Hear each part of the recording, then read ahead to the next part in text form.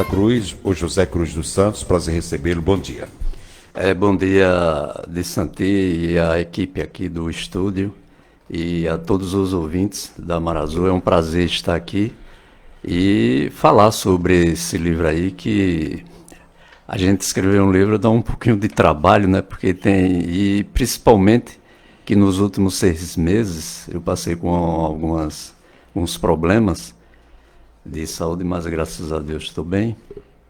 E cheguei até de querer desistir. Não desisti porque o livro já se encontrava na editora e eles cobrando uma conclusão, uma definição minha e eu meio, né? Até que eu andei olhando assim, vendo, eu digo, não, seja o que Deus quiser. Por isso que eu peço até desculpa, né? Por que alguém pode encontrar alguns erros, né? Mas não tira o brilhantismo e nem o objetivo principal do livro, que é perpetuar o cotidiano assim de uma cidade, como instância, como já foi dito aqui, por você, rica, né, em cultura, tudo. E eu que nasci por aqui, passei um tempo fora, mas o tempo fora era de 15 em 15 e estava aqui de volta.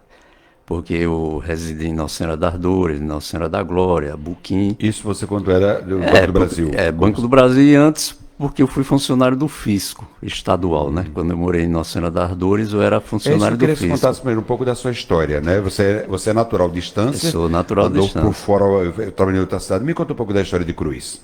Olha, eu nasci tem até uma rápida biografia minha no bairro Santa Cruz, né? Fui criado lá, tudo. Na época, minha mãe foi atendida no Hospital Amparo de Maria, porque não existia maternidade na Estância. E o médico que fez o parto, né, vamos dizer assim, Paulo Amaral, um grande médico daqui, de Estância.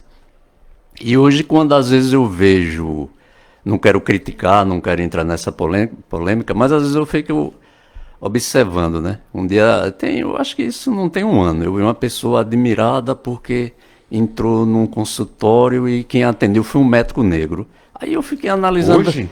Um mês, isso não tem um ano. Jesus. A pessoa ficou admirada, como um médico negro me atendeu. Eu digo, poxa, em 1952 o médico que atendia minha mãe era um negro, que era Paulo Amaral. Entendeu? Aí eu fiquei ver como às vezes, né, é importante a gente registrar fatos, porque às vezes a pessoa hoje fica admirado com algo que antes já vinha acontecendo, né? Que nem assenta mais hoje, né, gente? Com tanta campanha contra o preconceito. Exatamente, né? mas a pessoa quando disse assim, negro, ela não foi no sentido de menosprezar o médico, foi porque achava que para ser médico, um médico não poderia um negro ser médico. Não deixa de ser um preconceito incutido na alma, né? E essa que a qualidade vem da pele, né? Da cor da pele, não. Né? O espaço de poder, de ocupação de espaço, vem da cor da pele e não da Exatamente. E, então, foi Paulo Amaral, esse grande médico que residiu aqui na Estância, que inclusive tem um conjunto habitacional aqui, que recebe esse nome, o nome dele, né? Paulo Amaral Lopes. E estudei no grupo escolar Senador Júlio Leite, ali na rua General Pedras, e depois fui para o Industrial, que hoje é o João Nascimento, que era um colégio do município, como ainda continua, né? O nome era Colégio Industrial, era? Era o Ginásio Industrial da Estância. E tinha como diretor na minha época era o professor Vigílio, que é o pai da doutora Marta, e tem esses filhos tudo aqui. E depois passei para o Diocesano. No Diocesano eu tive que parar por questões financeiras e também necessitava trabalhar, e é onde eu passo para a Sugipe.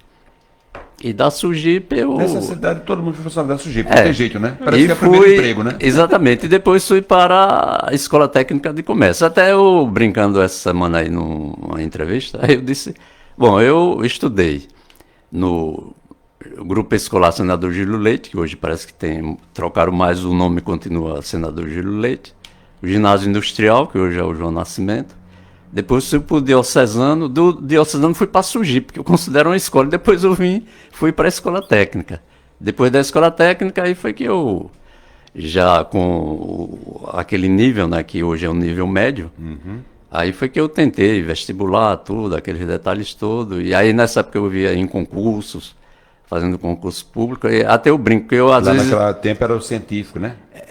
Era no diocesano, era o científico, que já era um curso já específico preparando a pessoa para o vestibular. Isso. E na escola de comércio era um curso mais para as atividades contábeis.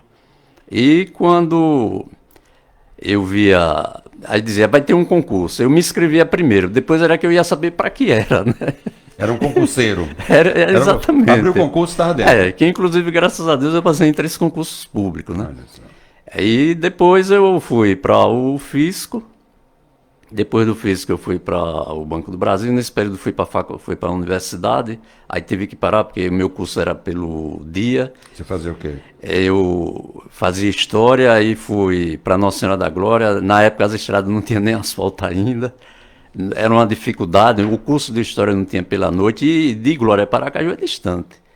E aí eu tive que parar. Depois foi que de Glória eu vim para Buquim, aí vim para Estância. Depois aqui eu fiz o curso de História, fiz curso de Teologia, fiz pós-graduação. E quando eu retornei à Estância mesmo, nos anos 80, aí eu lembro de Vanderlei Silva, né? Aí ele, rapaz, vamos escrever e tal. Aí eu comecei, né? Sempre gostei de rascunhar alguma coisa. Aí comecei a escrever para jornal e minha vida é essa. E também foi quando eu casei, tenho 2 filhos, eles hoje são, o homem é advogado, mas ele não exerce a profissão, mas ele trabalha no Estado, na Secretaria de Segurança Pública. Minha filha, ela é graduada em fisioterapia e enfermagem, mas ela trabalha no Hospital Universitário de Lagarto como enfermeira. E tenho 2 netos. Você se aposentou pelo Banco do Brasil? Me aposentei pelo Banco do Brasil. Agora você trabalhou no Banco do Brasil distância ou fora? Então, trabalhei aqui. O meu maior período foi aqui. Foi distância. Aqui você se aposentou? Foi aqui eu me aposentei. E depois de aposentado, aí o doutor Ivan aí me convidou para ir para a prefeitura. Aí eu passei 8 anos ali lidando com licitações. Inclusive foi eu que implantei aquele sistema de licitações eletrônicas, né? Porque a gente utilizava... Era presencial antigamente. Utilizava-se o servidor do Banco do Brasil, né, de licitações, que ainda continua. Parece que a Caixa Econômica também libera, porque eles têm o sistema, mas ele libera para as empresas, principalmente as estatais, né. E aí passei 8 anos na prefeitura. Depois que eu saí, na época ainda recebi alguns convites, né.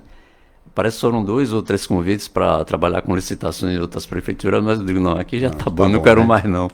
Agora, o que me surpreendeu ontem foi exatamente saber que esse é o seu primeiro livro, até porque eu cheguei aqui, completou agora 21 anos, em julho, né, completei 21 anos de distância, e já lia seus artigos nos jornais locais, né, então me surpreendeu saber que você não tem publicado nenhum livro ainda. Então, por que tanto tempo escrevendo e só agora um livro? Olha, aí são detalhes interessantes, coisas que acontecem na nossa vida pelo seguinte, porque você produzir um livro, aí vem tempo, aquele detalhe todo, tal, pesquisa, e a gente sempre vai protelando, mas vinha sempre com aquela ideia de lançar um livro, né? Então, aí chegou o momento. Parte dos artigos que você escrevia está nesse livro? Não está nesse livro. Ele, como eu pretendo lançar o segundo, aí no segundo é que vem mais artigos, né, que já foram publicados. Mas nesse aí tem bem poucos, né?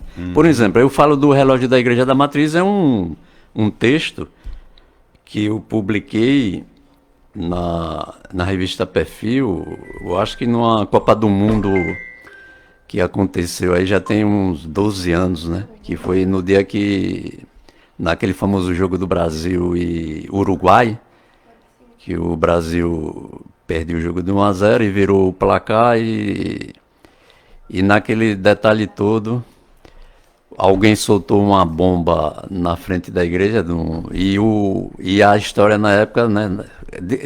Caiu o relógio da igreja. Olha, isso uma noite foi aquele corre-corre, mas quando se chegava na igreja, não era o relógio, era o mostrador.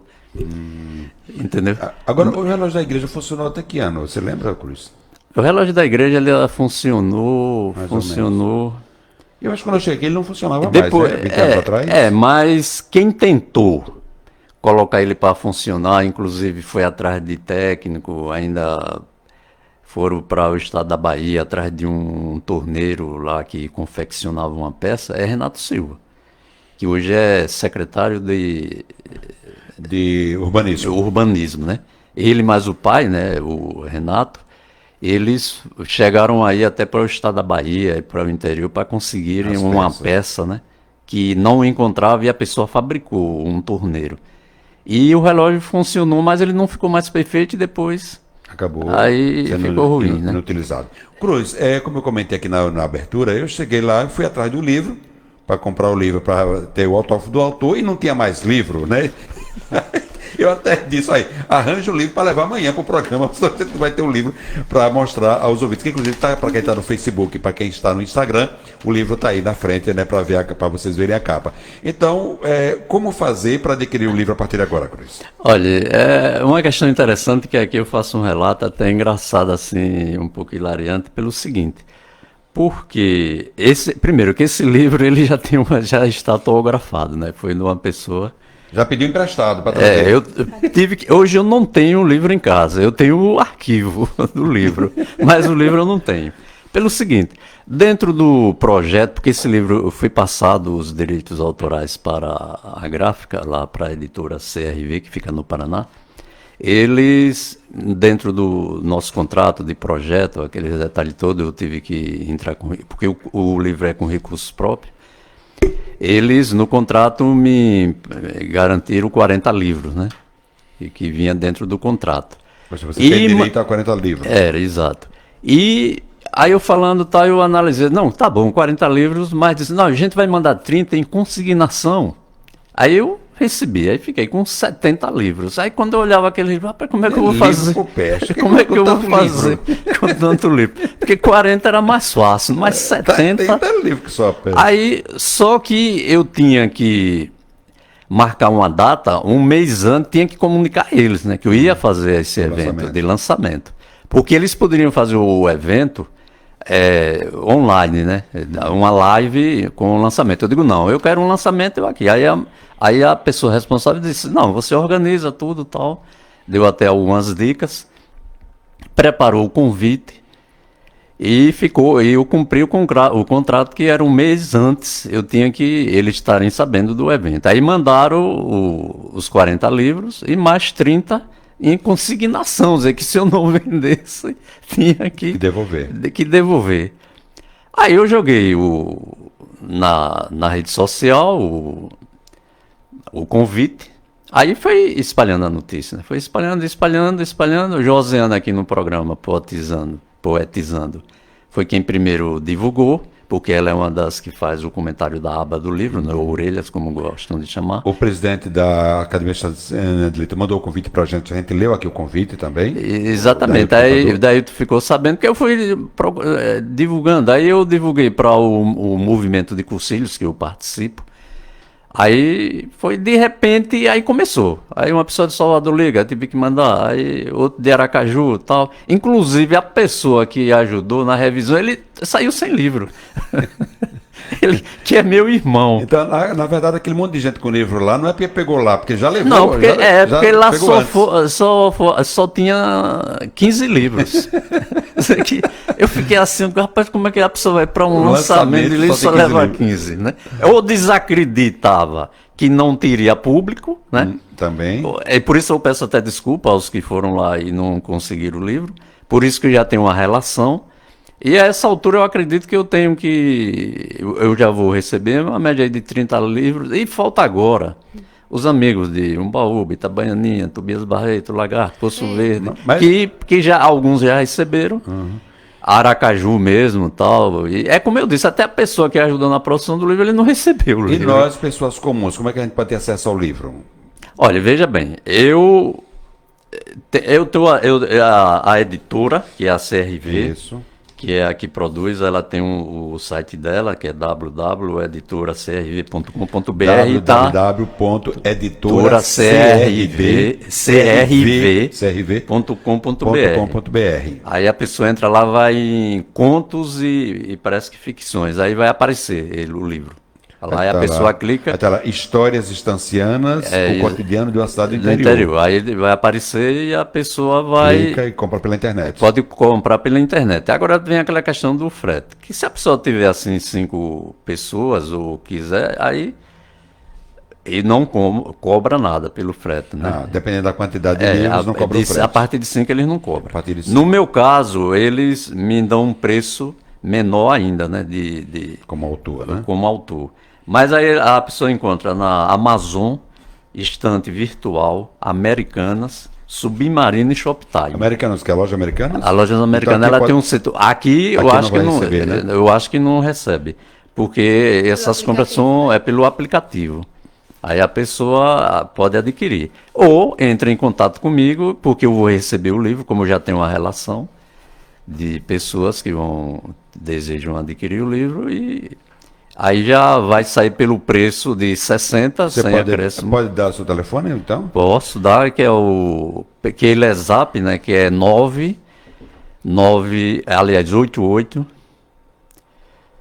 88 16 33 72. Repita. 988 16 33 72. Então, por esse número, você pode encomendar o livro diretamente a você ou entrar no site da editora e comprar. Como Josiane também é nossa querida ouvinte todos os dias, e até em homenagem a ela também, e a você, deixa eu ler aqui, como é que chama? A orelha, né? O Abas. Mas o popular mesmo é a orelha. Aqui eu não sei. E Josiane escreveu no livro de J. Cruz. Como ele mesmo introduz, e como historiador que é, Histórias Estancianas, o cotidiano de uma cidade do interior, poderia ser uma narrativa histórica baseada em documentos oficiais. Afinal, o seu autor, José Cruz dos Santos, é um pesquisador nato, um colecionador de relíquias, um memorialista. Poderia ser um livro somente de poemas, afinal, José Cruz é um amante incondicional da sua terra, de uma estancianidade aflorada, temática do livro e de várias produções poéticas aqui publicadas. Escritor e poeta, valorizador inconteste da cultura e em todas as suas nuances, um poetizante e atual presidente da primeira entre as 7 maravilhas de Estância de Sergipe, a centenária Filarmônica Lira Carlos Gomes. Poderia ser um livro com recorte temático, retratando apenas as memórias de sua infância, juventude no tradicional bairro Santa Cruz, sua relação com o time e a indústria local, ou a sua vasta atuação nos serviços bancários, onde construiu amizades que perduram até hoje. Poderia ser uma obra sócio-religiosa consubstanciada na sua longa caminhada como igreja, participando ativamente do movimento de cursilhos e de cristandades do Brasil e da Diocese de Estância, de tantos outros movimentos sociais e católicos, inclusive como membro da diretoria do Asilo Santo Antônio, em Estância. Poderia ser um livro sobre esportes, afinal José Cruz é um inconteste membro da nação flamenguista. Parabéns, Cruz, quero abrir o parênteses para parabenizar pela excelente escolha. E também foi torcedor raiz do infelizmente extinto pentacampeão time do Santa Cruz.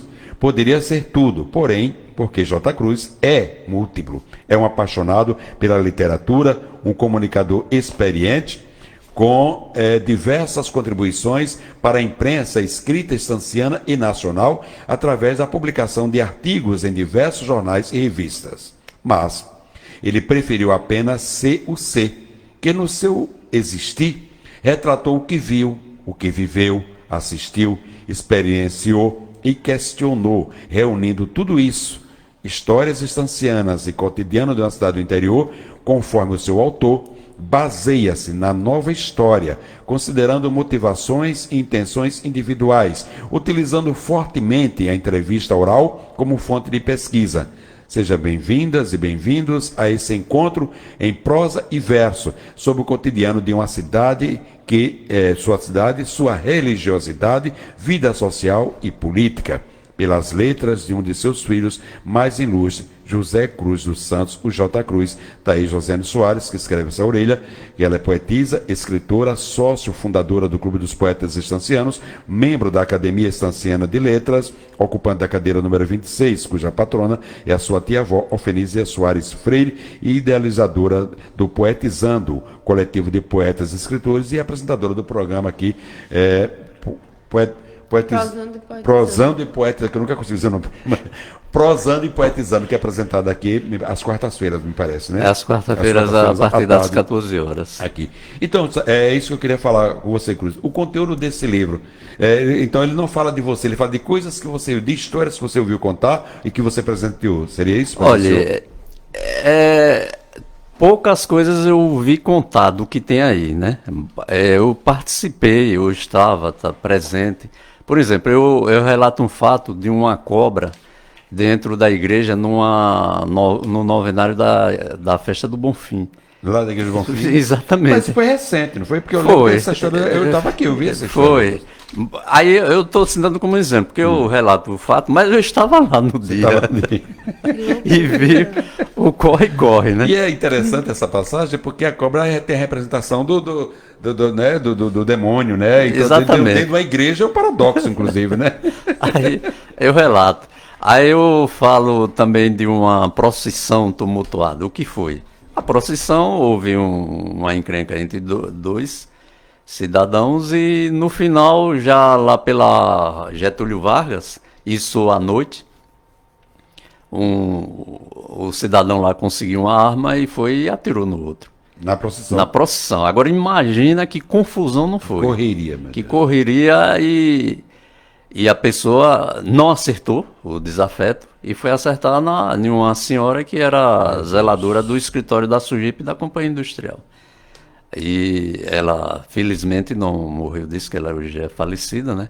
Mas ela é funcionária tudo da Companhia Industrial, e o doutor já chega, manda a mulher para Aracaju e tal. Porque o tiro pegou na região do Rio. Que ano, mais ou menos? Rapaz, é nos anos 80. Nos anos 80. E aquele corre-corre todo. E na época, quem estava aqui substituindo, era com Dom Coutinho, era Padre Almeida. Era o pároco aqui de Estância. Que ele passou um período, apesar dele morar aqui, mas só vivia viajando. Depois foi que ele ficou definitivamente lá na paróquia do 13, aí em Lagarto. Mas, na hora do corre-corre, todo mundo se espalhou. Rua do Triunfo, Rua do Aquidabã, Praça da Escola de Comércio, todo mundo correu.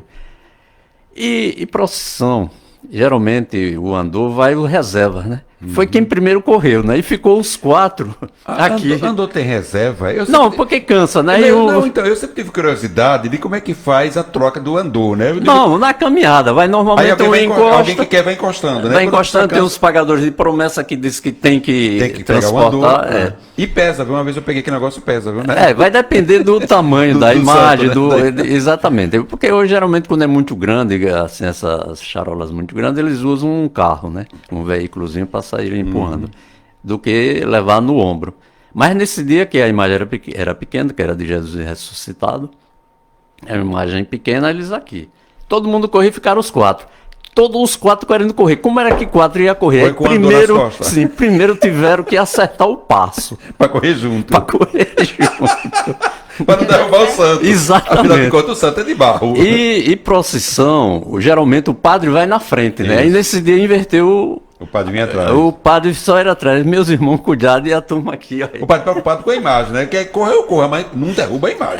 Porque todo mundo correu e ficou os 4 aqui, ó, com a imagem. É engraçado, no dia foi terrível. No dia foi terrível, porque uma bala, né? Exatamente, a mulher recebeu. É uma pessoa atingida por a bala, mas hoje acaba ficando uma cena muito exatamente, engraçada. Né? E aí eu tenho outro caso aí interessante que eu fico rindo depois, foi quando a mini saia surgiu no Brasil e veio chegou na Estância. Nos anos 60, né? Exato. E as estudantes do Colégio das Freiras, né, tinham que usar a saia, exatamente, naquele ritmo ali. Mas as que estudavam na Escola de Comércio, no Graco Cardoso, aí já era diferente. Mas aí vem o quê? a parte das tias, das avós, né? Que é aquele cuidado com as sobrinhas, a mãe com as filhas e tal, é aquele detalhe. Aí surge um comentário na cidade, que no céu aparecia um letreiro que dizia: aumenta o pano que eu aumento o pão. Eu vi Eu ouvi falar disso? O título Aí muita gente ficava madrugada, né, com a cara para cima para ver essa legenda, mas ninguém nunca viu, porque era uma questão do imaginário popular, né? Que era um meio e é assim que se construía as histórias. Exatamente. Né? A partir dessas visões que as pessoas tinham. Exatamente. Né? Aí no livro eu relato o primeiro jogo oficial que o Estanciano ganha do Santa Cruz lá na Vila Operária. Houve carnaval na Vila Operária no mês de maio. O Santa Cruz perde o jogo lá dentro da Vila Operária. Dizer que o Estanciano foi quando ele ganhou pela primeira vez para o Santa Cruz, que ainda era... E lá na casa dele. Na casa dele. E isso aí, esse carnaval começou lá nas arquibancadas da Vila Operária, da torcida do Estanciano. E o interessante é que o atleta que faz o gol da vitória, ele antes tinha jogado no Santa Cruz. Tinha 15 dias que tinha saído do Santa Cruz e tinha vindo para o Estanciano.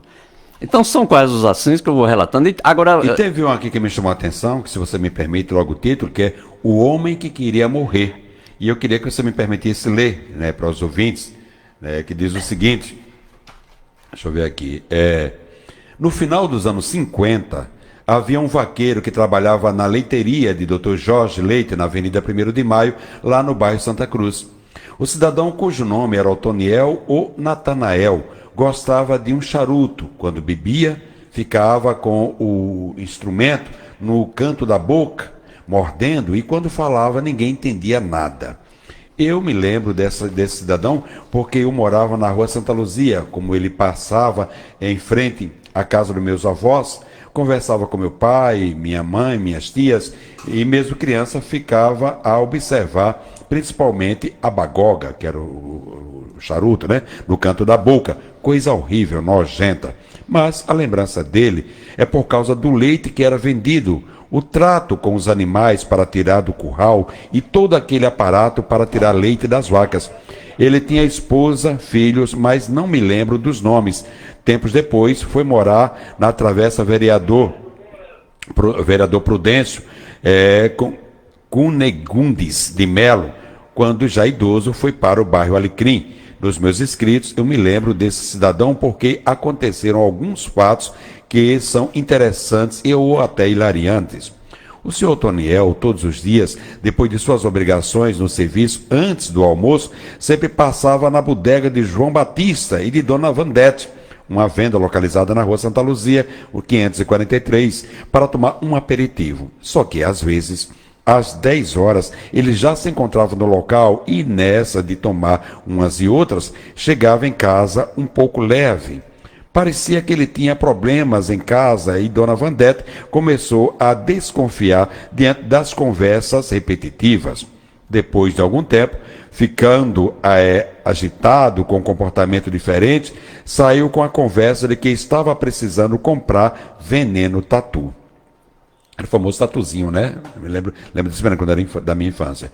Para matar umas formigas lá do curral. Esse veneno era bastante forte e a embalagem tinha a figura de um tatu. Era usado para matar formigas e insetos. O manuseio dele requeria bastante cuidado e depois, por vez outras, aconteciam acidentes fatais. Só que Dona Vandete, desconfiada, negava a venda, dizendo que esse tipo de veneno, para colocar no curral, ela conseguia era no almoxerifado da fábrica. Com essa desculpa, nunca vendeu, apesar da insistência do cidadão. A verdade é que Dona Vandete desconfiava que ele queria era se matar. Com o passar dos dias, foi comprovado o que Dona Vandete desconfiava. Ele ficou depressivo e não conseguia trabalhar, e naquele de ir ao médico não resolvia o problema, começou a beber com mais frequência. Brigas com a família e por aí vai. Certo dia pegou uma espingarda, carregou e resolveu se matar. Só que a espingarda tem o cano longo. Quando acionou o gatilho, o cano mudou de posição, ficando na axila, e o tiro não acertou o seu tórax. foi aquele corre-corre. Muito choro e notícia se espalhou logo pelo bairro que o vaqueiro de Dr. Jorge queria se matar, mas errou o tiro porque a espingarda tem o cano longo. Depois desse episódio, quando tudo estava calmo e ninguém falava mais sobre o fato, ele preparou uma peixeira, deixou afiada com a ponta bem fina, amarrou em uma goiabeira, tomou uma distância, queria morrer mesmo, homem, viu? Tomou uma distância de uns 10 metros, correu e se abraçou com a árvore. Quando a esposa ouviu os gritos, logo chegou ao local. Estava ele no chão, sangrando. Chega, chega, chega, pega, socorro. Levaram o homem para o hospital. O médico que o atendeu concluiu que a situação era gravíssima. E, como sempre, Dr. Jorge, solícito nessas ocasiões com seus funcionários, mandou levar imediatamente o cidadão para Aracaju. Naquela época, o único hospital que poderia atender o paciente era, com as vísceras expostas, era o Hospital Cirurgia, que acredito era o único da capital e que possuía excelentes cirurgiões. O cidadão foi atendido, todos os procedimentos cirúrgicos foram aplicados e depois de uns 15 dias começou a melhorar. Como sempre morou no interior, não conhecia a capital, mas sabia que existia um porto que chegava embarcações de médio porte. Com sua melhora, ele começou a caminhar, a conversar com outros pacientes. Nisso, ele descobriu, através de novas amizades, que a avenida ficava em frente ao hospital de cirurgia, que terminava na maré em que passavam as embarcações e que, por isso, não era um local raso. Era um rio com grande volume de água. O que ele fez? Voltou novamente a arquitetar o seu suicídio, agora por afogamento. Rapaz, eu já vi uma pessoa querer morrer, mas geralmente desiste quando dói, né? Na primeira situação, e quando doeu, ele já devia... Rapaz, ele estava decidido, viu? E planejava, e arquitetava, né? Então, depois de alguns dias, ele descobriu como chegar até a rua da frente. Avisou ao companheiro que iria se jogar na maré para dar fim à sua vida. O amigo, que mal conseguia sair do leito, não acreditou naquela história macabra. Quando menos se espera, o cidadão colocou uma cadeira no lado da janela, se jogou na rua e saiu correndo. O enfermo, que presenciou a cena, mesmo ainda fraco, conseguiu sair da enfermaria, avisar que o companheiro tinha pulado a janela e queria se jogar na maré. Quando a notícia se espalhou no hospital, foi aquele Deus nos acuda, e os enfermeiros saíram na correria e conseguiram segurar o cidadão, já nas imediações da Praça da Bandeira.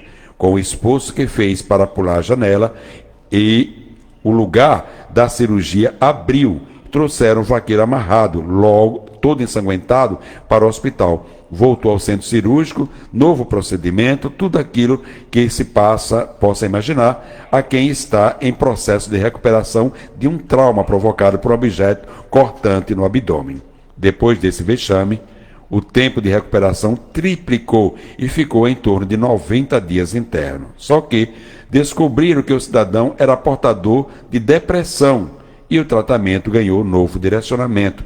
Após a recuperação, o vaqueiro recebeu alta hospitalar, ficou um longo tempo em licença de saúde, depois foi aposentado por invalidez. Assim, é a história de um cidadão acometido por depressão, uma doença séria, bastante complicada para o portador e para quem o cuida. Naquela época, a depressão ainda era uma coisa, né, pouco conhecida, né? Então, foram descobrir, óbvio, né, que a questão dele não era vontade de se matar, era consequência da depressão, né? E não morreu. Não, depois ele ficou sadio tudo e foi aposentado, depois conseguiu um sítio, uma rocinha lá que ele tinha no Alecrim e foi para lá. Aí eu não se não mais cuidasse da notícia. depressão, ele teria tentado de novo, né? Porque Novamente, a questão dele era a depressão. Então, são histórias como essa, que eu só fui entender, que eu perceber, porque eu li de primeira, não li antes, eu fui descobrindo a história lendo, muito interessantes, que você vai sabendo, conhecendo o cotidiano de uma cidade do interior, com essas histórias estancianas de J. Cruz, que está aqui no livro, à disposição de todos. E os isso, títulos são interessantes. Os títulos são bem interessantes.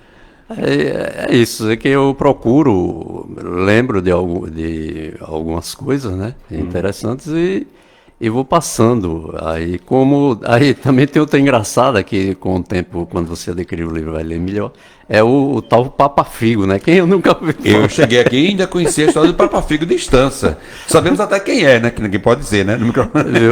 Aí, a história do Papa Figo de Estância. E que na verdade era o quê? É uma história que os pais criavam naquela época, que era um método para que a criança não recebesse presentes de certas pessoas. Exatamente.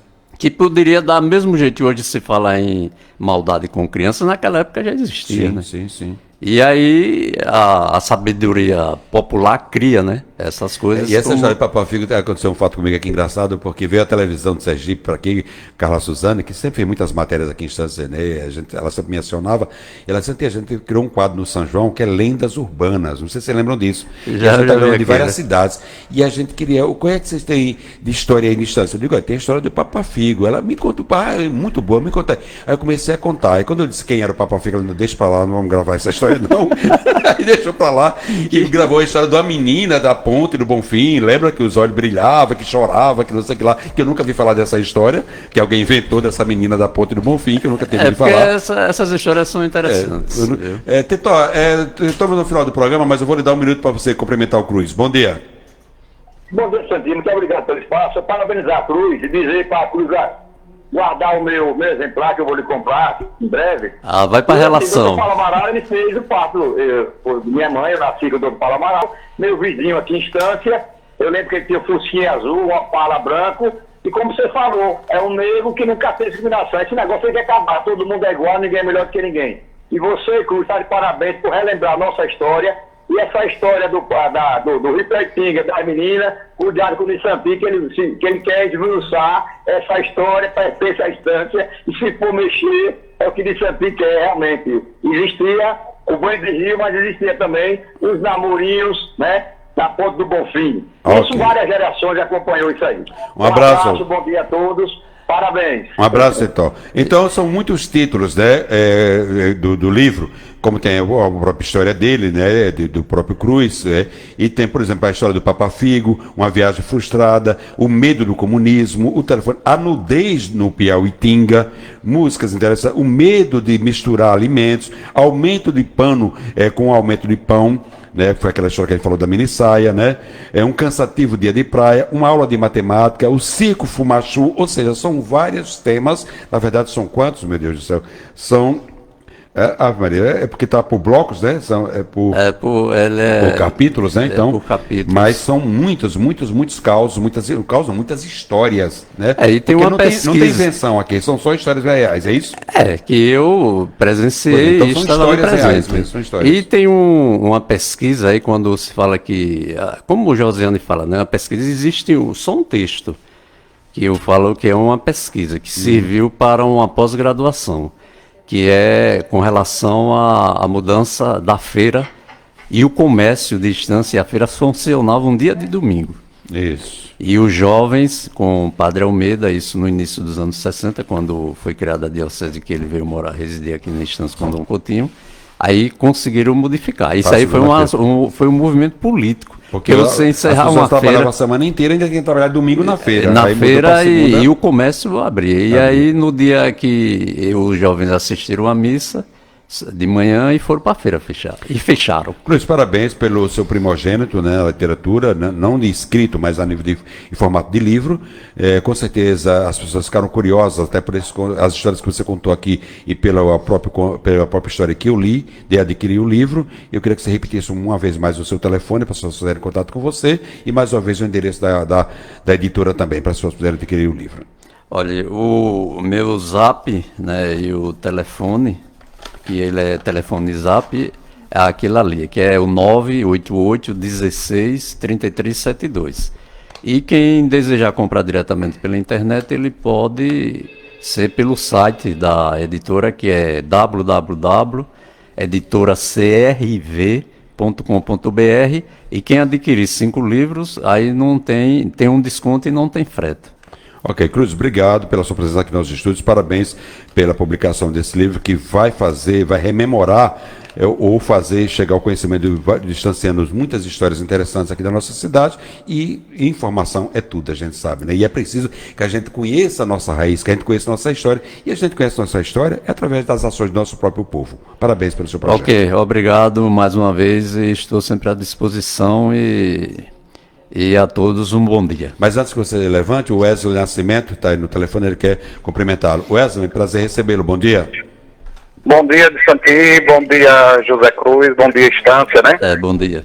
Eu queria parabenizar José Cruz, né? Fomos contemporâneos lá na Unip, quando o Cruz já aposentado, nos deu esse incentivo de voltar, né, a estudar e a fazer história nessa cidade. Cruz, parabenizado por toda eloquência relacionada à Estância e dizer que esse livro servirá, né, e perpetuar a história dessa cidade. Parabéns, Cruz. Obrigado, Santi. Obrigado, e a Wesley. todos que fazem maratona. Obrigado aí, Wesley. Obrigado pela sua participação. Cruz, obrigado pela sua participação também. Ok, um bom dia a todos. Estância, Jardim de Sergipe, rainha dos abaís. Estância, ó terra querida, gentil guarida, rincão feliz. Estância, ó terra querida, gentil. Você já conhece o Parque Total? Ainda não? O Plano Funerário de Assistência Familiar que vai lhe oferecer conforto e qualidade nos seguintes serviços: isenção nas taxas de migração, taxa de sepultamento, aluguel de jazigo por 3 anos, taxa de exumação, velório na capela do cemitério, carro de som, missa de 7º dia. Procure um dos nossos representantes ou ligue para nossa central de atendimentos pelos 3522-2875, 3522-7000 ou 99679-3000. Vem pro